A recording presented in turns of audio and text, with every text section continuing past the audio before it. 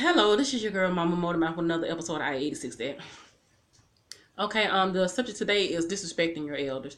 I know that's a very, very broad subject, but I just feel that it's very, very important when you talk about disrespecting your elders because they are the ones that actually paved the way. They are the ones that, helped you out. They are the ones that took care of you. If it wasn't for your elders, you know what I'm saying? Or let's just say your ancestors, mother, grandmother, grandfather, great grandmother, great grandfather, great aunt, whoever, then of course you would not be here. Well, I was raised in the country. I'm from the country. I was raised in the country, but we were raised to respect our elders. It was always yes, ma'am, no, ma'am. It was always yes, sir, and no, sir. If we even look like we wanted to disrespect them or say something crazy, baby, we was tasting their doggone hand before we can even hit the floor. We got slapped. We got knocked out. We got hit with lamps and bats and hammers. Well, back then it wasn't called child abuse. It was called discipline. But, now, no, you can't do those things, now, when it comes to, discipline your child. But it's so mind blowing when I see these kids, these teenagers, and these young adults disrespecting their moms, dads, and disrespecting the elders that are out on the streets. Now, my thing is, I am considered an elder to a lot of people because I am older. I'm pushing 40. I'm not afraid to say that, but I'm considered elder, and I have no problem with people saying yes, ma'am, and no, ma'am to me. And most other people, kids, always call me auntie. So it's always auntie, auntie, auntie, which is fine with me because we did that back in the day. But just knowing, like, okay, example. I know plenty of Latino boppers that have children, and their moms, grandmoms, are helping them to take care of these kids, but they're disrespecting them so bad. And one I saw not too long ago, she slams the door. She gets out the car with her mom. Now this chick don't work, baby. You ain't got no job. Your mom is taking care of your child that's 4 years old. Your mom's taking care of your child, so you need to really be praising them. You need to be worshiping at her feet because she don't have to do that for you. You 21 and you grown. You know what I'm saying? And at that age, especially back then in the day, hey, 21, baby, you was gone. You weren't in your mama house, especially not with no baby. But you want to sit here and disrespect your mom. You get out the car slamming the door. I don't care if you don't never come back. And left your baby with your mom. Are you serious? But you said you don't care whether she ever come back. Okay. This is the point where my car would go in drive and I would have ran over her ass. I'm sorry. She would have got ran over. You don't talk crazy to me like that. I'm your mama. I brought you in. I take you out. Yeah. Yeah. That's what I do. She should have put the car in drive and she should have ran over her. You don't talk back to me like that. And you getting out of my car. And I'm paying your bills. Are you? Who? All I can say is, baby, God know who to get the children to. Because I'd be in jail if I had one. Yeah, I would. But, anyway, back to the subject. But seriously, though, the one and only time that I disrespected my mom, and when I say one and only time, I really mean one and only time. I was 15 or was I 16? I can't remember. Somewhere in between that age. But I had always respected my mom, regardless of the fact of I would see, brothers and sisters, they may act up from time to time, but they disrespected her, but not like that. They, how you have your occasional talk back or say something under your tongue or whatever. Mama was used to that, y'all hormones raging and all of that stuff or whatever. But your parents know their kids. Parents know their children, so they know, who can get away with what. Like, okay, they can look at you crazy, you'll start crying, or they know they may have to whoop you 10 times before you even shed a tear, or they may can yell at you and you start crying. So yeah, parents know which child they can say or do whatever to, and they know their reaction. So like I said, even though my sisters and brother, and they had their own little way or relationship or whatever mama had to say or do or whatever to them, okay, yeah. But when it came to me, I pretty much just, I listened, I did what she said, I sucked it up, and that was it. I didn't have to talk back and all of the stuff. No, I didn't see it necessary at all. But the one time I did decide to talk back, in between that age of 15, 16, that one and only time that I did talk back,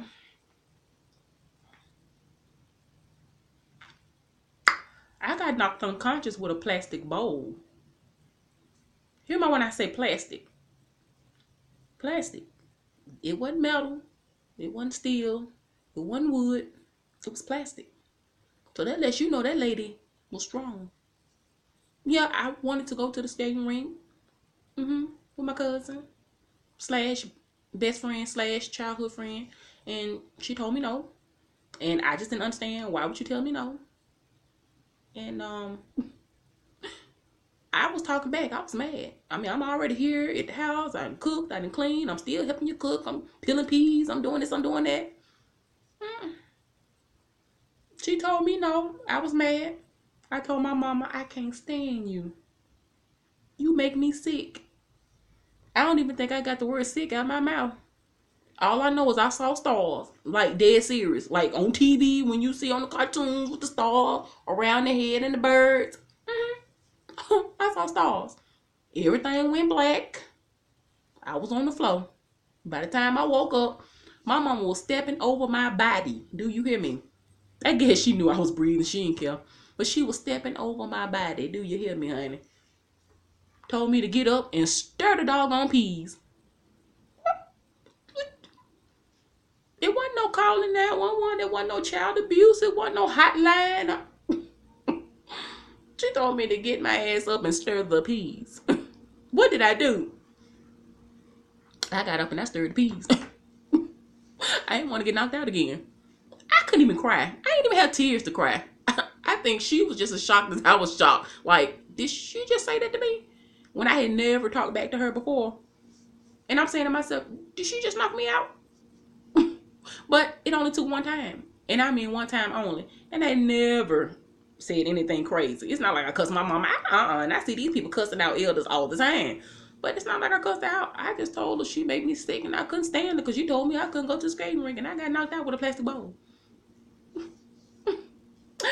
Yeah, right. But like I was saying, when you disrespect your elders like that, and what they taught us when we were young, that's cutting your days short. That is definitely cutting your days short. You know, biblically, it is. You know, and I wonder why I see even like I said, like a classmate of mine. He was very disrespectful to his dad. Oh my God, he was so rude. He was so disrespectful, and he was one of those spoiled kids that got whatever he wanted. And what ended up happening was he died at an early age. I mean, it's what is this, like 2017 now? I think he died maybe 12, I want to say 12, 13 years ago, somewhere up in there. But he was even disrespecting his dad, even, you know, after the fact that, you know, we were in school, we graduated, you know, you got the whole entire college thing, and, you know, you went on about your business, you grown and gone, and was still being very rude and very disrespectful. But, you know, he died, well, he was sort of killed, accident, however you want to say. But the thing about it is you died prematurely because, I mean, if you had been respectful towards, you know, your parent, then you would not have, you know, died prematurely like that. And you have a lot of people that die prematurely because, you know, and he was in his 20s, of course, you know, like what, maybe like 25, you know, when he died. But I mean, that's the thing about it. You basically, you're putting a death wish over yourself, you know, because you're cutting your days short just by being very disrespectful. And I don't know whether or not these kids are being taught, you know, the Bible or biblically, or, you know, what can happen, you know, as far as like, you know, punishment for talking back to their elders like that. But yeah, you know, that can happen. And I've seen, you know, other people, even from where I'm living at now, I've seen other people, you know, get killed, you know, in car accidents, and, you know, get shot, and, you know, other stuff happening to them because they were so mean and rude and disrespectful to their mom and dad and grandmother, and, you know, people like that. And, you know, your heart just goes out for the ones that I don't know whether they know, but, you know, once you tell them it's not on you anymore, you know, you've already given them the information, you've already given them the news, you've already told them. But, you know, the thing about it is just please, you know, be respectful to your parents. Like I said, they brought you into this world regardless of what your relationship is with your parents. I mean, everything in your life, everything is choice driven. You know, I love my mom, you know, and with it being January 3rd, today it's like the anniversary of my mom being dead for 3 years. But after my dad died, you know, when I was young, I mean, we really didn't have much of a relationship. So it's not like, you know, a lot of people that I see now, you know, that's real close to their mom and they get to go places and do this and do that. And no, I didn't have a close relationship with my mom. I didn't get a close relationship with my mom until I turned 19 years old. And the only reason why was because that came from a lady when I was a waitress at Red Lobster. It was a lady on Mother's Day. I was working and the lady asked me, had I, you know, what I bought for my mom, had I talked to her, gave her a card or whatever, blah, blah, blah, what were we going to do? And I'm like, oh, I don't talk to my mama. You know, me and my mom don't have a relationship. And I'm just going on and on and on and on. And that lady looked at me crazy. It was like, okay. So by the time I got through, you know, serving her and she was getting ready to leave, that lady sat me down and she talked to me and she was like, you only have one mother, regardless of the situation or what happened. And it wasn't her fault. I mean, she just basically broke everything down to me and just let me know you only have one mom and one chance at this. So I'm going to need you to call her when you get out of work tonight. I'm going to need you to apologize. So regardless of whether or not you think that you're blaming her for, you know, the way you were raised and your childhood and all this other stuff or whatever, it's not her fault. She did what she needed to do. She done the best that she can. You're still alive. You're still here. You're working. You're smart. You know, you have your mindset. You have your two hands, your 2 feet. And so when she got through breaking everything down, I mean, this lady, it takes a lot to make me cry. And this lady had me boo-hooing. I mean, like literally. And that was the first thing that I did. I mean, we were taught to be obedient to our elders, you know. Like I said, even though me and my mom didn't have a relationship, you know, we didn't talk. You can stay in the same house with a person and not really talk to them, and that's pretty much how it was, you know. Even with me and my mom, we didn't have that closeness. We didn't have a relationship. She told me to do something, I did it, bam, because I knew that I was supposed to respect my mom. I knew I was supposed to do what I needed to do. So anytime we were raised where when the elder tell you to do something, you do it. You know, we know what's right and what's wrong, but when the elder tell you to do something within reason and is right, you do it regardless. So when the lady told me to do that, I did exactly what she said to do, but I didn't know that that was basically her, you know, that was God sending her to me to get me right and to tell me, hey, you know, like I said, one shot at this, that's it. You know, men what you have to men, say what you have to say, apologize, do whatever you have to do. And I can say from that point on, from the age of 19 until she died 3 years ago, that was the best relationship that I had ever had with my mom. So I definitely cherish, you know, all those years that I had with her, you know, because I would have never known, and I would have been still mad and upset over something that mom had no control over. You get what I'm saying? I can't be mad at her because of, you know, the upbringing and stuff like that. She did do the best that she could, and all 5 of her children turned out great. You know, everyone has careers, everyone's doing great, everyone has families. So I'm glad that lady came along to tell me that, you know. But I had always been a respectful child as far as like to elders, because that's what I was taught. I want to be able to live as long as possible, you know what I'm saying? And like I said, when I get old, I don't want anybody to disrespect me like that, you know, talking about me and disrespecting me, and you know, because I was disrespectful, because whatever you reap, you sow. Of course you do. So that's the thing about it. Like I said, these kids out here, they'll learn one day. But if you're one of the ones, like I said, that's disrespecting their elder or mom or grandma or whatever, baby, it's not all that bad. And if you have any, you know, questions for them, you want some answers, talk to them. If they don't want to talk to you, then that's fine. You know, talk to God, you know, pray, you know, let him open up that door, because that's exactly what happened for me. You know what I'm saying? And I didn't know my mom was praying at the time for the relationship for me and her. So God ended up sending someone on behalf of my mom, you know, because she knew I wasn't going to talk to her. She knew I wasn't going to listen. So God sent somebody on behalf of my mom to talk to me, to tell me this is what you need to do. And I did it. And like I said, I didn't miss a day calling and talking to my mom. You know, I mean, every day from the age of, like I said, 19 until she passed 3 years ago. So from 1999 up until now, you know, 2007, well, when she died in 2014, January 3rd, 2014.